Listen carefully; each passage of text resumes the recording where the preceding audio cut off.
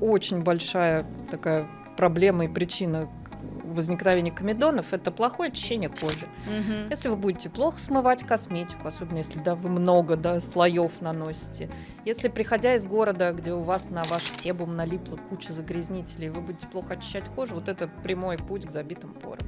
Но здесь есть вторая сторона медали, это когда мы переочищаем Это нашу да. кожу жесткими пабами, и есть очень много людей, которые надо мыть лицо до скрипа. Вот так, чтобы чуть ли не наждачкой. Вот только тогда все поры очистятся. Но это тоже не работает. Чем больше вы Да, это очищаете будет- кожу до скрипа, тем больше Мгм. вырабатывается себума, тем больше портится качество в целом кожи, раздражение. Кожа сохнет, ухудшение нарушаются процессы микробиома. кератинизации, Мгм. забиваются поры. Вот, поэтому всё да, связано. везде важна золотая серединка, то есть до скрипа кожу мыть не надо. Нет, надо очищать качественно, но мягко. Мгм.